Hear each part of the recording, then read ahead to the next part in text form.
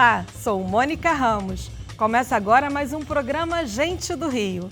Todo domingo aqui nesse espaço conversamos sobre o nosso querido Rio de Janeiro. Tem programa novo de manhã e reapresentação depois do Canal Livre. Ou você pode assistir quando quiser no nosso canal do YouTube, Band Rio. Saúde é o que interessa. Desde o ano passado, essa máxima nunca esteve tão presente na cabeça de todos os habitantes do planeta. Desde o coronavírus, saúde é o que mais interessa. Nesse contexto, hoje a gente do Rio em dose dupla, igual a vacina. Desde o início da pandemia, vivemos um falso dilema entre saúde e emprego. E recentemente, os dilemas são outros. Quando a quantidade de vacinas é menor do que o necessário, o que fazer? E os grandes eventos, é possível realizar sem pôr em risco a população? Como será o novo normal? Em se tratando de gestores de saúde pública, como lidar com as antigas demandas em meio à pandemia?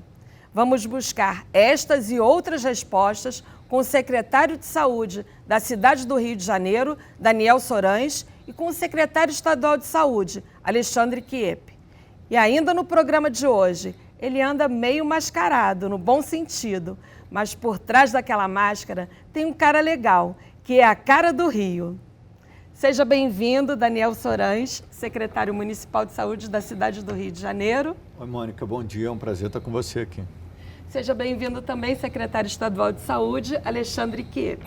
Prazer enorme, Mônica, estar aqui com você agora. Olha, nós fomos pegos de surpresa no ano passado com o início dessa pandemia. E vocês, como gestores de saúde, como é que foi desde o início? Vocês tinham a ideia da dimensão do que seria essa pandemia? Mônica, era inimaginável a gente viver um momento como esse, claro. Ao longo de toda a minha formação de epidemiologia, a gente sabia que a chance de ter uma epidemia e uma epidemia de gripe era muito grande.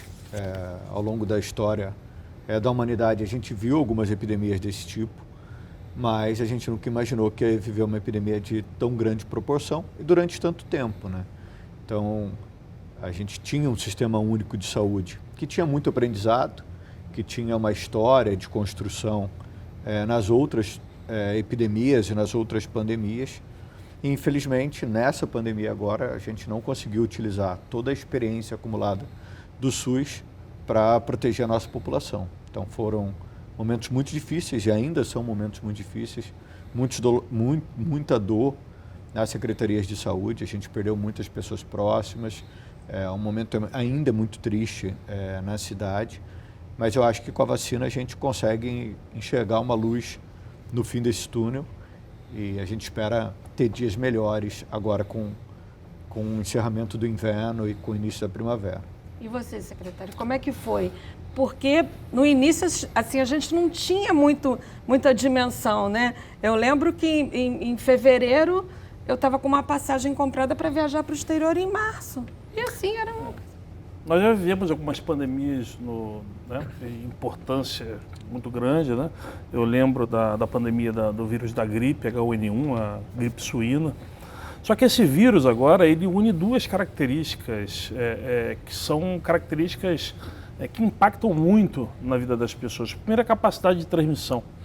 É um vírus que se transmite muito facilmente. Então, lembra muito, às vezes até alguns vírus respiratórios, como o vírus de sarampo, por exemplo, que apesar de ser uma doença pouco grave em termos de risco de evolução para formas graves, se transmite muito facilmente.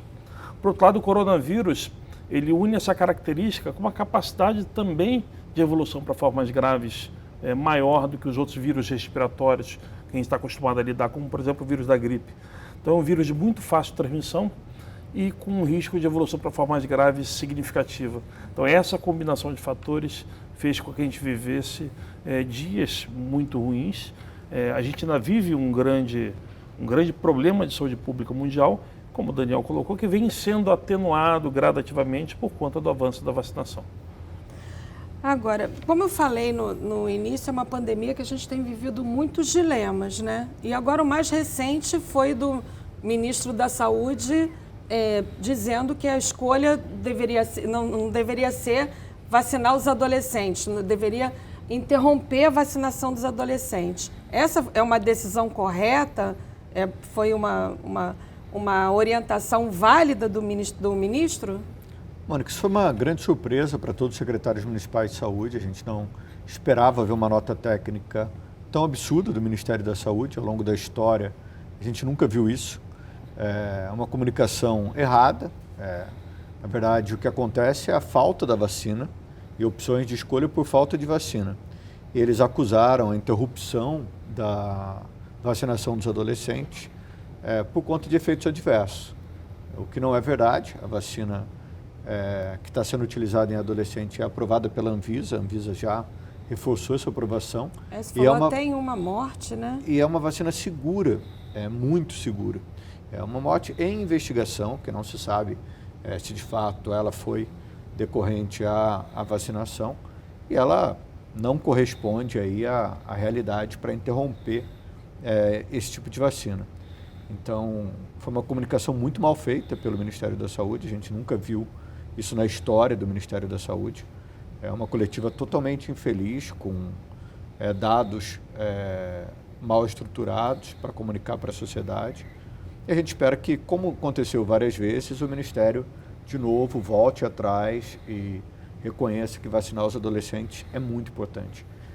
Os adolescentes podem não agravar na Covid-19, mas eles são fonte de transmissão. E se a gente quiser alcançar uma imunidade de grupo, é muito importante que eles estejam vacinados. Então, foi uma comunicação muito desordenada que eu acho que o próprio Ministério vai precisar corrigir nos próximos dias. E como é que vai ser na cidade do Rio? A cidade do Rio vai parar de vacinar os adolescentes? Como é que vai ser? A Comissão Intergestora Bipartite, com o secretário de Estado, as secretarias municipais de saúde do Rio, decidiram continuar a vacinação dos adolescentes. Claro que a gente vai escutar as nossas câmaras técnicas, mas aqui no Rio de Janeiro a gente já está vacinando hoje os meninos de 14 anos, e assim que a gente tiver vacina, a gente começa a vacinar os adolescentes de 13 anos. Aqui no Rio a gente já vacinou 51% dos adolescentes e a gente espera poder continuar e finalizar o restante nas próximas 2 semanas. E o Estado, secretário, tem alguma orientação diferente para os outros municípios? A primeira questão que tem que deixar bem claro, até para poder tranquilizar as pessoas, é de que a vacina é muito segura. Ela tem aprovação por parte da Anvisa para utilização em adolescentes, crianças de 12, enfim, a 17 anos de idade, com base em estudos muito sólidos. Ela é chancelada pela Organização Mundial de Saúde para utilização em adolescentes. A Organização Mundial de Saúde não recomenda a vacinação de adolescentes. A única questão que ela coloca, e muito acertadamente, só deve-se começar a vacinação de adolescentes e deve-se começar sem prejudicar a vacinação dos outros grupos prioritários. E é isso que vem acontecendo no Brasil. Nenhum município ou estado deixou de vacinar grupos prioritários para começar a vacinação do adolescente. A terceira questão é que quem compra e distribui vacina é o Ministério da Saúde. Então, a continuidade dessa vacinação de adolescentes também depende do aporte de vacinas. Então, a nossa posição é muito cautelosa. Nós entendemos que a vacinação de adolescentes é importante. O risco de evolução para formas graves dos adolescentes é menor do que dos adultos, mas existe. A gente está falando de mais de 2.000 mortes de adolescentes por Covid no Brasil. Então, não é um suposto evento adverso vacinal grave que deveria interromper, sem que a gente tivesse mais dados robustos. A vacinação vem acontecendo em diversos países da Europa, Estados Unidos, Israel, enfim, com segurança. Então, a gente espera que o Ministério da Saúde reveja isso. Nós também estamos consultando nossas câmaras técnicas para poder dar subsídio. Agora, a continuidade da vacinação depende realmente do Ministério da Saúde, que é ele que vai fornecer a vacina. Não adianta a gente dizer que vai... É um desejo de continuar, mas a efetiva continuação dessa vacinação vai depender do aporte de vacinas, até para poder garantir a segunda dose da vacina. Até porque o ministro deixou claro que os adolescentes não deveriam receber a segunda dose.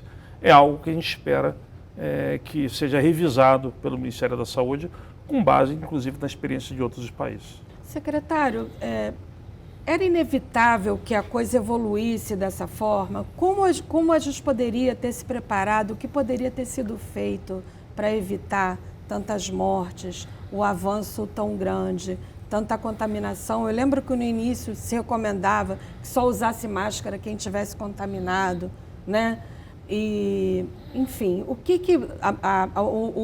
a imunidade de rebanho, a compra de vacinas, o que faltou ser feito para que a gente não tivesse um avanço tão grande e tantas mortes? Infelizmente, nós aprendemos com a epidemia. Foi uma epidemia sem precedentes, eu diria, nos últimos 100 anos. A gente não sabia do real potencial desse vírus, logo que surgiu, em Wuhan, na China. A gente imaginava que podia ser mais um coronavírus, como a gente tem diversos outros coronavírus que circulam aqui, uns com maior gravidade, uma menor capacidade de transmissão, outros com maior gravidade, enfim. A gente vem aprendendo. O fique em casa foi uma decisão inicial que pode ter ajudado em algum ponto. A própria utilização da máscara, mesmo no meio científico, no começo da pandemia, não era um consenso. Isso veio ao longo do tempo se consolidando através de estudos científicos.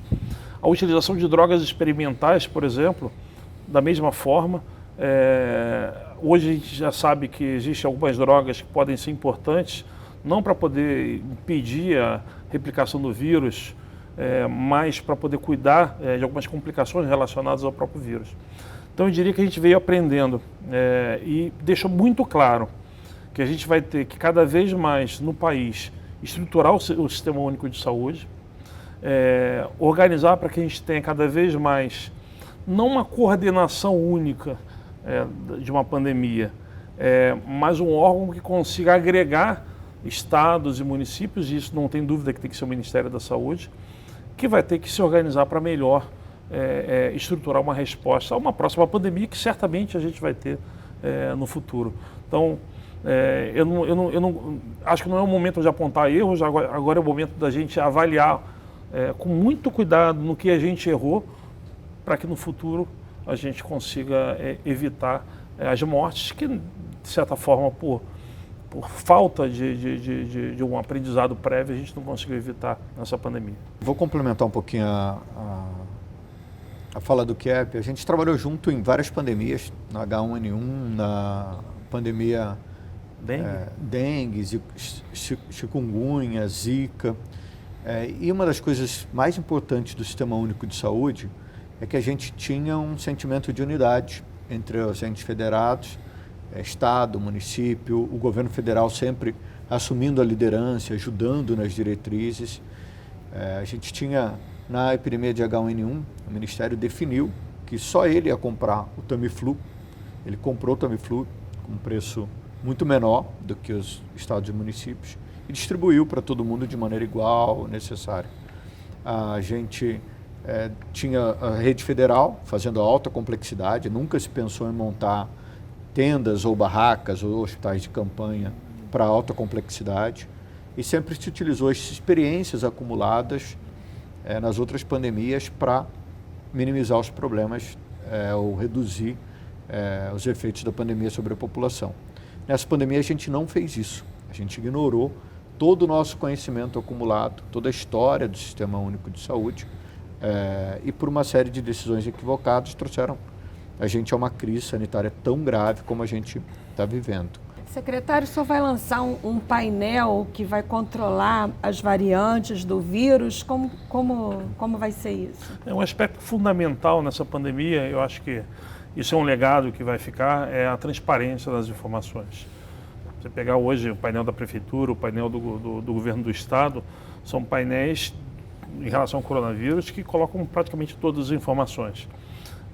Então, casos, onde está acontecendo, casos graves, enfim, leitos, taxas de ocupação. Hoje, a população consegue ter ideia em tempo real com a taxa de ocupação de leitos de UTI Covid e de enfermaria, por exemplo. Então, assim, a transparência é absolutamente fundamental. E nessa linha, a gente está lançando agora mais um capítulo dessa transparência no Covid, que é o acesso às variantes que estão circulando, né? A população ouve muito variante gama, variante delta, o vírus original, enfim. E agora ela vai conseguir ver essa dinâmica. E isso é importante, porque na medida em que ela entende que essa variante, ela está... a Delta, por exemplo, que em pouco menos de 2 meses, ela sai de 5% do número de amostras para mais de 95%, isso mostra a agressividade dessa variante. De certa forma, mostra também para a população a necessidade dela de manter as medidas de precaução. Tem um vírus ativo ali. Então, é mais uma informação que a população pode ter, os órgãos de controle podem ter, a imprensa pode ter, para poder entender como essa dinâmica da epidemia acontece aqui no estado do Rio de Janeiro.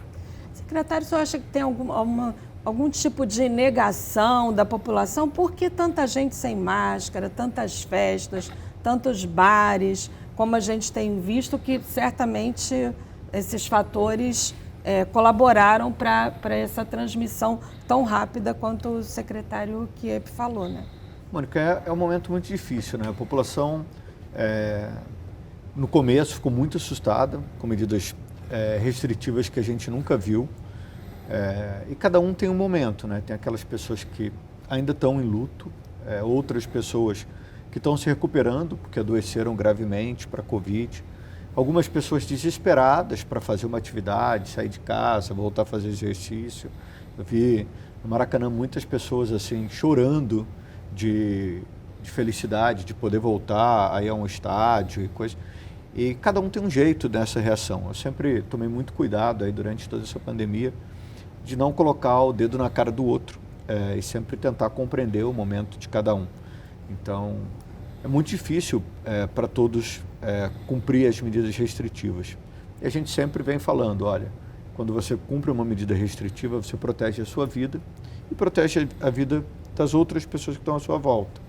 E, certamente, em algum momento, todos fomos mais expostos ou menos expostos, ou pelo trabalho que a gente tem na área médica, ou pelo trabalho que a gente desenvolve no dia a dia do funcionamento da cidade. Isso, ou por alguma atividade social que a gente acaba comparecendo como não deveria. Então, a gente sempre tem tentado compreender o momento de cada um e tentado compreender e fazer isso da maneira mais segura possível. A gente viu muitas festas clandestinas, muitas pessoas que achavam que estavam enganando a prefeitura ou que estavam enganando outras pessoas da sociedade, às vezes até algum familiar, mas estavam enganando a si próprio, porque elas colocaram a vida delas em risco, a vida de outras pessoas em risco. Mas claro que agora um desafio é a gente fazer uma retomada segura e tentar minimizar, mitigar o máximo os riscos para as pessoas. Então, a gente teve o nosso primeiro evento teste na prefeitura, para a gente foi muito importante, para poder ver como é que isso ia se comportar. Foi no Maracanã, no jogo do Flamengo, com 6.400 pessoas testadas. Teoricamente, como elas estavam testadas e vacinadas, elas poderiam ficar próximas, poderiam não utilizar máscara, mas a gente preferiu manter ainda um certo grau de distanciamento, a utilização de máscara, para a gente poder entender como é que isso vai funcionar. A nossa expectativa agora é que a partir de terça-feira a gente comece a ter a permissão de eventos de 500 pessoas em locais abertos. Por que isso? Porque a gente acha que a pandemia acabou? Não, claro que a pandemia não acabou, mas a gente sabe que as pessoas precisam voltar a se encontrar. E é melhor que elas voltem a se encontrar em espaços abertos do que num espaço clandestino, fechado, que tem muito mais possibilidade de transmissão. Então, aos poucos a gente vai ter que modular agora qual a nossa expectativa na saúde pública, que não pode ser que todo mundo fique 100% do tempo isolado, com os riscos possíveis das pessoas no dia a dia, com vacina, com máscara por enquanto, e gradativamente a gente espera todo mundo vacinado para que a gente possa voltar ao novo normal. Esperamos. E no próximo bloco, o desafio de distribuir e aplicar grande quantidade de vacina nos 92 municípios do Rio de Janeiro. Os nossos entrevistados encontraram ainda grandes dificuldades. Quais foram as ações vitoriosas e o que aprenderam nesses processos? Vamos saber daqui a pouco, no próximo bloco. A gente volta já.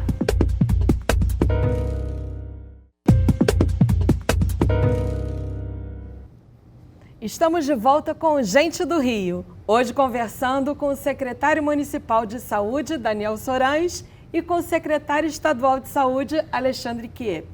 Mas antes de continuar o papo, vamos matar a saudade de um dos sorrisos mais famosos do Rio de Janeiro. Um sorriso que anda escondido atrás da máscara, mas que segue brilhando pela Tijuca. Vamos acompanhar.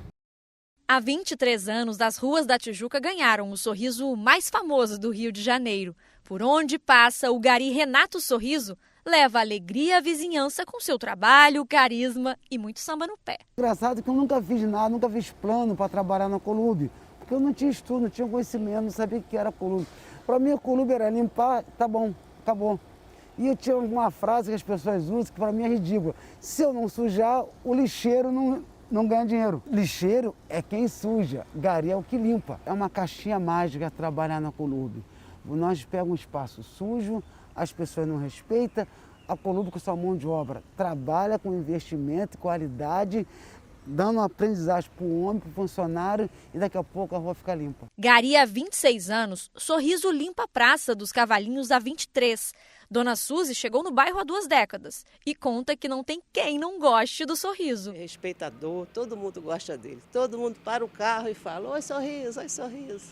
Ele é muito gente boa. Quando ele não vem, a rua fica suja. Tem até o zap dele. Ele diz: eu tô lá na Maracanã, não sei o quê. Aí ele está em outro lugar.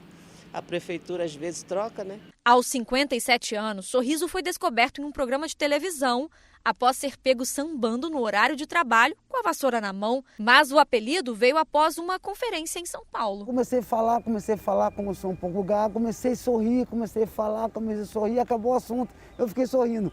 Uma pessoa da plateia falou assim: para de sorrir, Sorriso. E eu voltei de São Paulo com o nome de Sorriso. Ganhei uma faculdade, já fui para 13 países da Europa. Conheci várias pessoas famosas. Agradeço sim a minha vassoura, que é o meu passaporte, e aqui é o meu escritório ambiental. Então, quando acabar a pandemia, vou sair dançando, vou sair abraçando as pessoas, ter o contato físico, ser um pássaro sem gaiola.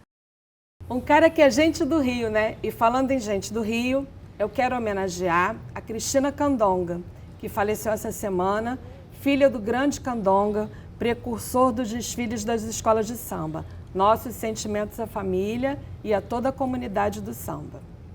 Agora vamos voltar a falar de vacinas, né? Tem muita gente que ainda tem medo, que não quer vacinar, que acha que vai ter efeito colateral. O que vocês dizem para essas pessoas? Acho que a primeira coisa é que vacina não é feito no fundo de quintal. A gente está falando de uma das principais inovações tecnológicas da humanidade, que foi responsável por salvar milhões e milhões de vidas ao longo dos últimos anos. É só a gente lembrar das principais causas de mortalidade infantil, por exemplo, sarampo, poliomielite, lembrar da varíola, enfim, dezenas e dezenas de doenças que foram controladas graças à vacinação. Então, a produção de uma vacina ela envolve anos de pesquisa, testes, avaliação por órgãos de controle muito rígidos, para que a gente tenha no final uma vacina muito segura. Então não há o menor sentido da gente ter medo da vacina, pelo contrário, a gente está diante de algo que vai impactar e que vai salvar vidas. No município tem muita gente, vocês que aplicam diretamente, né? Tem muita gente que quer escolher vacina, quero cardápio, quero vacina A, B ou C, ou não quero essa porque sente efeitos. O que dizer para essas pessoas? Mônica, a gente está num cenário diferente, né? Nunca a gente nem pensou, e ninguém sabe a marca da vacina da hepatite, da raiva, do sarampo, A gente tomou vacina a vida inteira, né? O carioca é uma população incrível. A gente tem 98,6% das pessoas que foram tomar a primeira dose. E claro que tem exceções de pessoas que quiseram escolher uma determinada vacina, pessoas querendo tomar a Coronavac porque se imuniza com as 2 doses mais rápido e pode frequentar determinados lugares, pessoas que quiseram tomar vacinas que são aceitas em outros países por conta da viagem. Né? Teve de tudo nessa campanha. E a gente sempre tentou tratar isso com o máximo de respeito possível. Quando possível, quando havia vacina disponível, a gente permitia que as pessoas escolhessem, obviamente, sem tentar dificultar. Até porque nosso interesse é que as pessoas se vacinem. Então a gente quer que as pessoas procurem as unidades, tomem a vacina. A gente espera que a maioria das pessoas não escolha, porque senão vai faltar. E foi o que aconteceu, a maioria das pessoas não escolheu a vacina que queria tomar. Mas quando tinha alguém escolhendo e procurando outro dia, deixou para procurar na repescagem, a gente sempre respeitou, porque não tem muito o que fazer. Nosso principal objetivo é ganhar a confiança das pessoas, é que elas se vacinem. Ainda bem que a relação do município com o Estado, pelo que eu estou vendo aqui, está mais harmônica e os pensamentos parecidos, né? As avaliações, enfim, e as atitudes. Secretário, o senhor acha que a gente vai ficar tomando vacina todo ano, como é a vacina da gripe? Como é que vai ser 2022? Qual é a projeção? Eu volto a dizer que é um cenário ainda incerto, né? A gente vem aprendendo ao longo do tempo. A gente já imaginava, e isso está acontecendo, que a gente precisaria de uma terceira dose para idosos. Até porque, independente da vacina que o idoso tomou, a gente já sabe por experiências anteriores que o idoso responde menos à vacina e essa proteção causada pela vacina, ela cai mais rapidamente na população mais jovem. E é isso que a gente está vendo. Essa decisão de vacinar, de aplicar a terceira dose, principalmente com outros tipos de vacina em idoso, foi extremamente acertada. Agora a gente tem que acompanhar para poder ver como essa imunidade vai se comportar no restante das pessoas. A gente está vendo, por exemplo, que essa imunidade não cai tão rapidamente como a gente viu em idosos e profissionais de saúde mais jovens, que se vacinaram mais ou menos na mesma época dos idosos. Mas será que isso não vai começar a cair daqui a pouco? Então é possível que a gente tenha que utilizar algum esquema vacinal anual? Sim. É possível que talvez a gente tenha um esquema muito semelhante da gripe? Sim.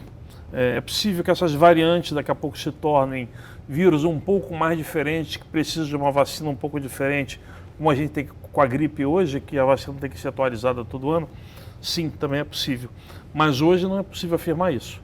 Então, agora é investir muito em ciência, investir muito em pesquisa, acompanhar muito de perto esses estudos para poder tomar a decisão o mais rápido possível para que a gente não tenha complicações. Secretário Soranhos, e a Prefeitura do Rio, que é tão vanguarda, né? Já planeja. O que está planejando para 22? A gente não só planeja, quanto cobra que os outros entes se planejem, né? A gente está cobrando já desde o início desse mês que o Ministério já se planeje para uma dose extra em 2022. Então, como o secretário de Estado falou, pode ser que não seja necessário, mas pode ser que seja. E se for, precisa ter vacina comprada. Precisa que o Ministério assine, a Pfizer está oferecendo vender para o Ministério e outras produtoras de vacinas para 2022.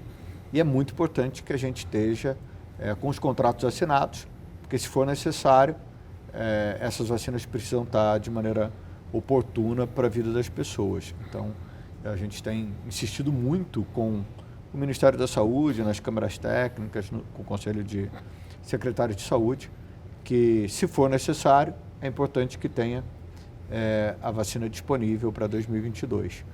O contrato da Pfizer está pronto para ser assinado pelo ministro lá, a gente espera que assine logo. Tomara, né?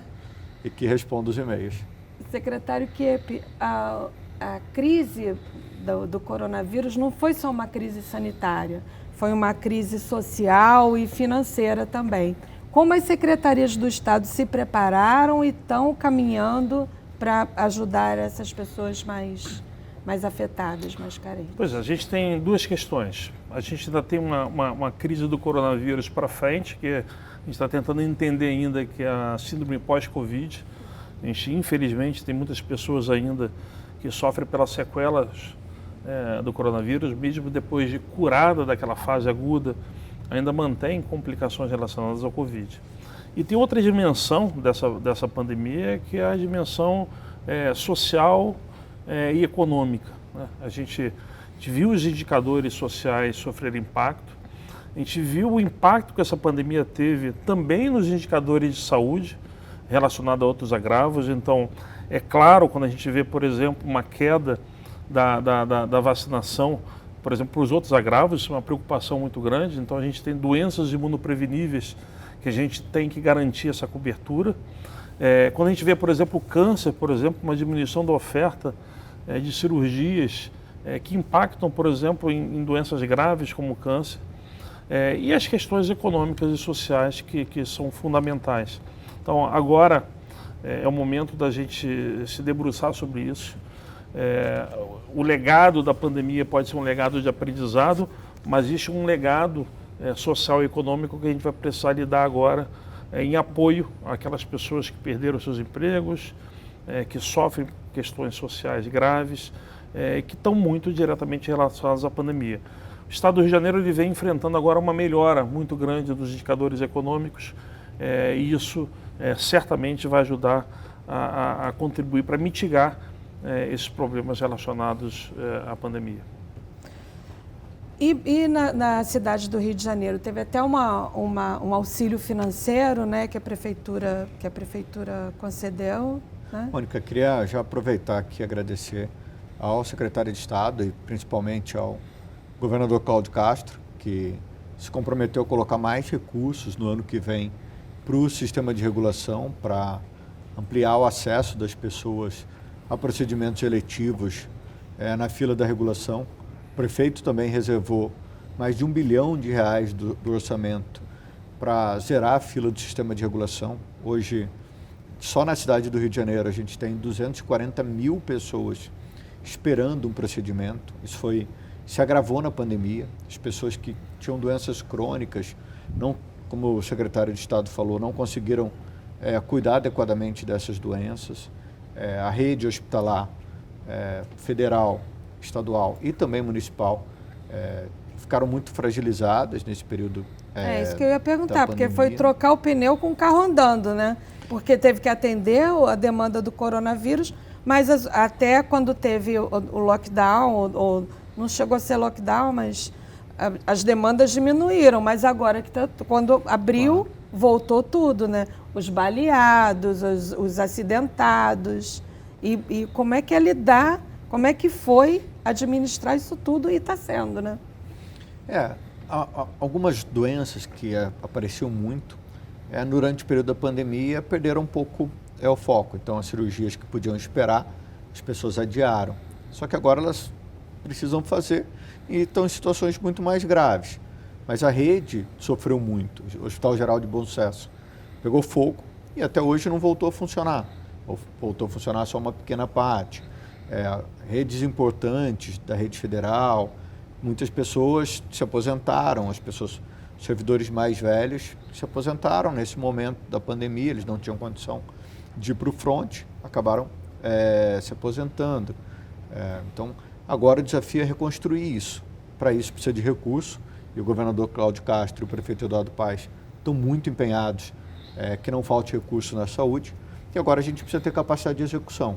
Se falava que depois desse fechamento, dessas ondas, haveria epidemia de várias doenças, porque as pessoas não fizeram os exames, porque as pessoas não se cuidaram como tinha. Isso está acontecendo, secretário? Nós temos hoje um problema. A gente já sabia que esse problema poderia acontecer, mas era inevitável.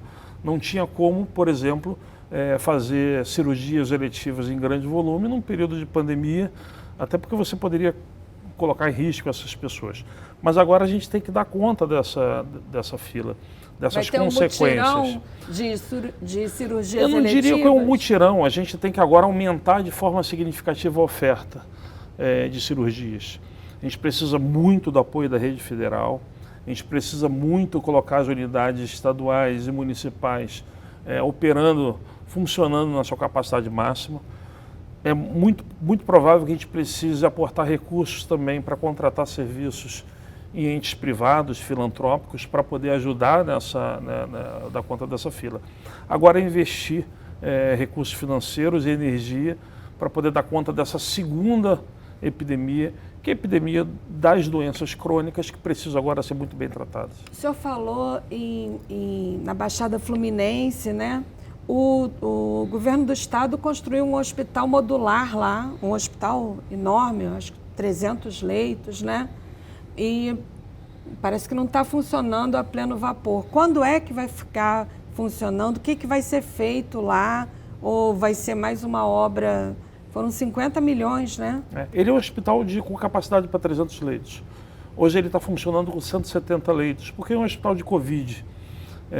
Existia a perspectiva ou a possibilidade da gente colocar até 300 leitos, caso fosse necessário. Ele não é um hospital que hoje tem capacidade de operar de forma mista, que a gente parte Covid e parte não Covid. Então, como ele é Covid, nós não ampliamos ele para 300 leitos porque não houve necessidade. Hoje, na verdade, com a melhora dos indicadores epidemiológicos, a gente está tendo que começar a reverter esses leitos Covid para atender as outras patologias. Mas vai ser um hospital geral ou vai ter alguma especialidade? A tendência é que, na medida que a gente puder já desmobilizar esses leitos Covid lá dentro, que ele sirva de apoio, de retaguarda para os hospitais da Baixada Fluminense, que precisam. Você pega um hospital como o da Posse, por exemplo, ou o Hospital de Duque de Caxias, o Moacir do Carmo, por exemplo, que são hospitais que têm uma emergência com muito movimento, eles precisam de leitos clínicos de retaguarda. Então, a expectativa é que, em passando o Covid, que a gente consiga operar esse hospital para retaguarda, que ele funcione com uns 300 leitos, para retaguarda, para pacientes críticos e clínicos desse hospital da Baixada Fluminense. No próximo bloco, o que a pandemia mostrou que precisa melhorar no nosso sistema de saúde? E aquelas perguntinhas pessoais para os nossos entrevistados, porque o assunto é muito sério, mas no terceiro bloco a gente sempre brinca um pouquinho. No próximo bloco, o Gente do Rio volta já.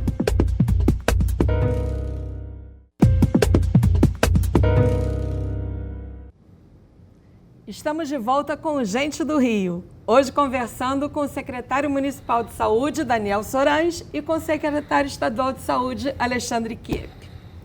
O estado fez vacinação em massa, vacinou todo mundo na Ilha Grande e o município em Paquetá. Já temos resultados disso? Os resultados da Ilha Grande são impressionantes, né? A gente conseguiu vacinar mais de 90% na população de Ilha Grande.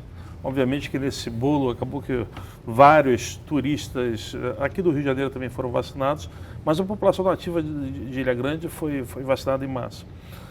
Os resultados são impressionantes. A gente vacinou para estudar, mas também pelo fato de Ilha Grande, o acesso aos leitos de pacientes graves de UTI é muito dificultado, porque são todos fora da ilha. Então as pessoas tinham que pegar um barco, uma ambulância para poder saírem da ilha. Então por isso essa decisão. E a gente viu que desde o processo de vacinação a gente não teve nenhum paciente grave em Ilha Grande.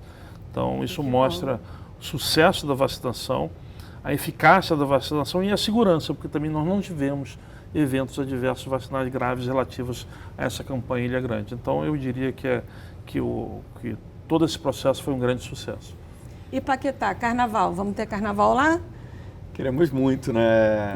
Como é que é o nome do bloco? Boto Pérolas da Guanabara. Tem vários blocos. Tem vários blocos lá. Paquetá é incrível, né? A população de lá foi muito generosa com a Secretaria de Saúde, com todo o Brasil, com a Fiocruz. A gente colheu amostras de sangue dos adultos e das crianças. 41% dos adultos já tinham sido expostos à Covid-19, os que não se vacinaram. 21% das crianças já tinham sido expostas à Covid-19, já tinham anticorpos. A gente vacinou toda a população de Paquetá, 96% da população com a primeira dose, dos adultos e dos adolescentes. Colhemos o sangue novamente, estamos agora nesse período em coleta de sangue. A gente viu que alguns idosos que tinham se vacinado ainda não tinham proteção, não tinham anticorpos, o que ajudou a gente a embasar a tomada de decisão para a terceira dose da vacina, para a cidade do Rio toda, e depois isso foi replicado para o Brasil todo. A gente fez a segunda dose em Paquetá, já próximo a 90% da população já se vacinou com a segunda dose. E agora a gente, após a coleta do sangue na população, que acontece nesses próximos dias, a gente também faz a terceira dose de vacina em Paquetá nos idosos. A nossa expectativa é que Paquetá seja a primeira área da cidade livre da Covid. Uma das características da nossa gestão é o modelo com OASs. E que várias, não são todas, mas várias tiveram muitos problemas, inclusive denúncias que chegaram a derrubar secretários de Estado, enfim. Esse é o melhor modelo? Mônica, todos os modelos têm prós e contras. A gente está falando de um modelo para expandir acesso, para conseguir garantir a oferta de serviços para as pessoas. A gente tem o modelo da administração direta, que também tem problemas de empresas desonestas que podem concorrer e ganhar licitações.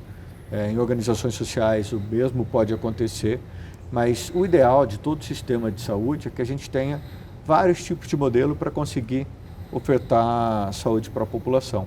Então, acho que no município do Rio de Janeiro a gente tem compra de serviços de empresas privadas, a gente tem administração direta, a gente tem a empresa pública e a gente tem a OAS. Não é um modelo que protege contra roubo, contra delito ou contra criminosos. Sim, é transparência, é organização, é um bom processo administrativo.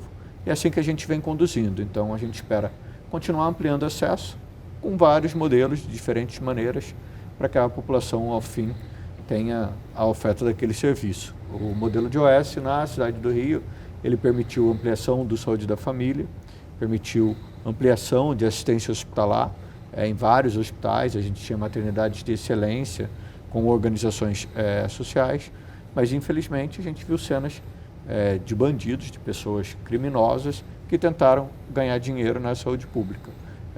E graças a Deus, e também com muito trabalho de todos, a gente conseguiu que as pessoas fossem devidamente punidas. Né? O que a gente tem que fazer é não demonizar o modelo, mas criar mecanismos adequados para que esse modelo dê certo, para que ele seja adequadamente fiscalizado, para que ele garanta a agilidade necessária.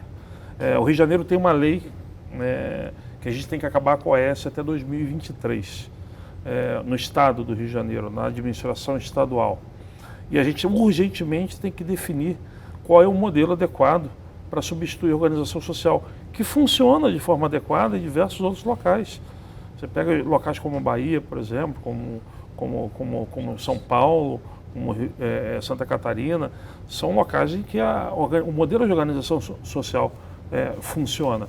Mas agora a gente tem que pensar em que modelo a gente vai substituir, porque a administração direta tem seus problemas, a fundação ou a empresa pública também tem seus problemas. Então a gente tem que definir urgentemente que outro modelo que a sociedade entende como adequado do ponto de vista de agilidade. E como isso vai ser definido? Agora é começar a fazer esse debate público com os órgãos de controle, com o Tribunal de Contas, com o Ministério Público, com a Defensoria Pública, com o Legislativo, para que a gente junto consiga construir. O modelo que se quer é o modelo de prestação direta. Se for isso, a gente tem que fazer concurso público em grande volume e a gente tem que melhorar nossos mecanismos de contratação. Se for uma parceria público-privada, por exemplo, que é um modelo que já está sendo discutido em outros estados, que é um modelo que tem suas vantagens, mas que a gente precisa entender melhor como estabelecer eles. Então, eu diria que o ano de 2021 e o primeiro semestre de 2022 é um ano para a gente poder discutir qual é o modelo de gestão que a gente vai querer para o estado do Rio de Janeiro para gerir unidades de altíssimo porte, de alta complexidade, que fazem transplante, que fazem reimplante, que fazem cirurgias de alta complexidade e que a gente tem que ter muita agilidade para poder garantir esse atendimento para a população. Secretário Soran, o senhor implantou um modelo de saúde da família no Rio de Janeiro, que foi um programa muito exitoso, mas na última gestão acabou deixando um pouco a desejar, né? Primeiro, o objetivo é restabelecer os parâmetros de antes e o que está sendo feito para isso? Gradativamente, a gente vem recompondo algo que a gente perdeu e que a sociedade mostrou qual o caminho que ela quer seguir. Quando as pessoas avaliam tão mal o prefeito que passou e tiram ele da posição de prefeito e votam para retomar a gestão do prefeito Eduardo Paes, é um pouco as pessoas se posicionando. Seu discurso é bem político também, Sim, né? Por isso que o senhor já né? foi cotado, inclusive, para ser candidato a governador, a prefeito. Pretende entrar na política? Sem chance, assim. O nosso objetivo, e aí o que ficou bem claro pela população, é que a saúde da família ela é um direito. O sistema de saúde é apontado pelas pessoas como uma necessidade, como uma prioridade. E eu acho que hoje a gente começa a ver o Sistema Único de Saúde de maneira diferente. A classe média que não via o sistema de saúde com bons olhos, até mesmo algumas pessoas que defendiam um sistema privado de saúde, hoje já se rendem que é necessário ter um sistema público, universal, de proteção social.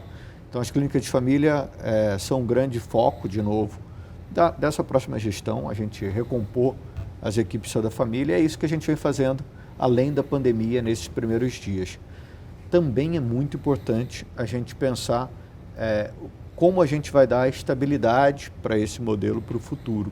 Então, é necessário que a gente aprofunde aí essa discussão, porque o que vai garantir que o sistema de saúde de fato funcione, com as trocas eleitorais que a gente vai ter no futuro e tudo, é a percepção da sociedade de que é importante ter um sistema de saúde forte, né?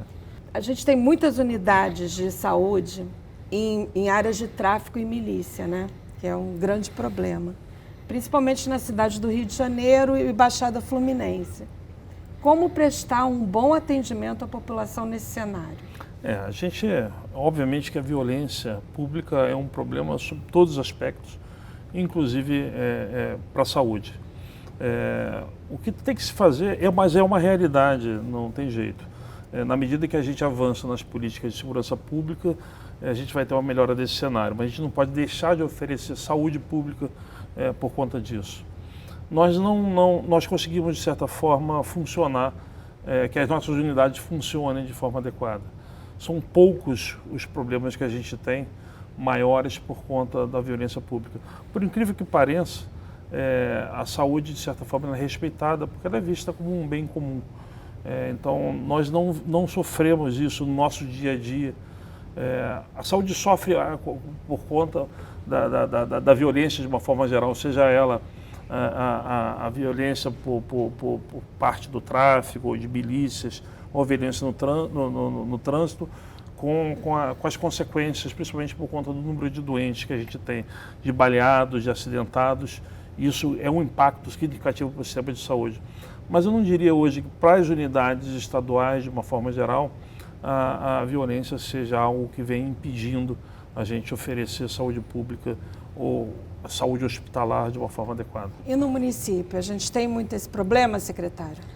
Mônica, tem muito, isso é um desafio, mas o sistema de saúde tem que separar bem essas coisas. Então, a gente está em todos os territórios, nos territórios que são dominados pelo tráfico, pela milícia. Infelizmente, isso é uma realidade da nossa sociedade. Eu, quando era médico de família de Manguinhos, já fiquei horas dentro de uma casa que eu fui visitar, com o tiro acontecendo do lado de fora. Isso ainda, infelizmente, é uma realidade que acontece na nossa sociedade. E as equipes têm que estar preparadas para isso. A gente tenta preparar nossas equipes ao máximo com o programa de acesso mais seguro, como se proteger e como proteger a sua própria população no momento de confronto. Mas é muito importante que a política de segurança comece a mudar esse cenário. A gente não pode naturalizar isso no dia a dia das equipes. A gente já viveu momentos melhores na cidade do Rio de Janeiro. Eu acho que a gente vive um momento muito tenso hoje, do ponto de vista de segurança pública. Nessa semana mesmo, a gente teve um conflito muito grave de milícias com vans sendo queimadas na Zona Oeste, e as unidades tiveram que interromper o funcionamento, as pessoas tiveram que parar de ser vacinadas. Então é muito duro para a saúde, mas a saúde vive o reflexo da nossa sociedade como um todo. Então uma política de segurança mais efetiva, mais próxima da população, certamente ajuda o sistema de saúde a evoluir e a poder cuidar melhor da população. Pois é, vida de médico já não é É igual a nossa, né, de jornalista, né? Secretário de Saúde, pior ainda, né? E secretário de Saúde na pandemia, o que mudou? Tem vida? Consegue tomar uma cervejinha sexta-feira? Consegue visitar os familiares? Como é que é a vida de vocês no meio dessa confusão toda? Mônica, você colocou duas questões, acho que o Daniel não vai discordar. A missão de ser secretário de saúde já é uma missão enorme, né? No meio de uma pandemia, eu acho que esse desafio é maior ainda. Eu não diria que a gente consegue viver na normalidade, mas a gente se acostuma com esse novo normal. Mas é um desafio muito grande, porque hoje a gente tem que fornecer saúde, a gente tem que ser muito transparente com o dinheiro público, utilizar ele de forma muito responsável. Isso na Secretaria de Saúde, você sabe que a gente tem um histórico muito ruim nos últimos anos, que é necessário a gente resgatar essa credibilidade. A gente, como autoridade sanitária, é importante que a gente fale para a população e ela veja a gente como alguém que cuida da saúde dela, mas que zela também pelo patrimônio dela, que é o imposto que ela paga. Então, acho que talvez esse seja o grande desafio e a pandemia certamente venha a colocar mais um ingrediente nessa mistura para tornar isso um pouco mais desafiador. A gente gosta muito do que a gente faz, eu gosto muito do que eu faço, então, mesmo trabalhando 10 horas, 12 horas por dia, eu sou muito feliz ali na secretaria. E é claro que eu consigo tomar uma cervejinha sempre no final do dia, no final de semana, falar com a família. É possível, se você se organiza, é possível fazer. Bom, então agora vamos verificar aqui no nosso ping-pong se eles estão mesmo tendo tempo e se eles estão mesmo por dentro das coisas aí, né? Qual é seu time? Sou Vasco da Gama. Flamengo, óbvio. Escola de samba? Portela. Mangueiro. Ah, gosta de samba igual o prefeito? Gosto muito. Bom. Mas também gosto muito de axé. O melhor do Rio? O Carioca. O B dele, né? O B Ótimo. dele. Gostei. É o Carioca. Uma paisagem do Rio? Eu adoro o Cristo Redentor. O Pão de Açúcar. Se não morasse no Rio, moraria onde? Moraria em Saquarema, Moraria em São Paulo. Lugar que sonha conhecer? Itália. Gostaria muito de conhecer Bonito, no Mato Grosso do Sul. Gosta mais do dia ou da noite? Da noite, da madrugada. Mais do dia. O que faz no seu tempo livre? Eu gosto muito de ler, ir à praia, mas praia é meu hobby predileto. Meu tempo livre é praticamente com meus filhos. Fala um livro. Tem um livro que é especial para mim, que é A Vida e a Obra de Semeu Vaz, que conta um pouco da história de como se proteger de algumas doenças e tudo. Eu sempre procuro ficar e leio muito na minha área. Tem um livro antigo que eu adoro, eu sempre leio, eu tenho lá na cabeceira, que é Como Fazer Amigos e Influenciar Pessoas. Eu adoro aquele livro. Um bar do Rio? Vou falar o Belmonte, porque eu moro em cima. E para mim é o Bar do Momo, que é do lado da minha casa, ali perto da Praça Xavier de Brito. Chopp ou vinho? Chopp, claro. Vinho, disparado. Um ídolo? Ayrton Senna, né? Eu vou falar um ídolo que eu não deveria falar, mas que é uma pessoa que, pelo que eu vi, uma vez ele visitou um amigo deficiente que fez um churrasco e ninguém esperava que ele fosse. É o Zico. Ele me surpreendeu naquele ato dele, então eu prefiro o Roberto Dinamite. Esse vascaíno... Não, Aí eu gostei mais, hein? Esse vascaíno tá meio esquisito. Não, o ídolo tá, do futebol seria o Roberto Dinamite, mas um ídolo de pessoa, assim, de personalidade gente, seria o Zico. pelo amor de Deus, né? Hein? Um sonho. Retomar o Saúde da Família, 70% de cobertura na cidade. Melhorar a saúde da população, sem dúvida nenhuma. Foi um papo muito legal e muito bom ver, principalmente, que o Estado e a cidade estão se entendendo tão bem em prol da saúde de nós todos. Muito obrigada pela sua participação, secretário Daniel Sorange. Muito obrigada também, secretário Alexandre Kiep. Mônica, é um prazer estar com vocês aqui, com o Alexandre. Um abraço a todos, foi ótimo. E o Gente do Rio fica por aqui, mas na semana que vem tem mais. Um beijo!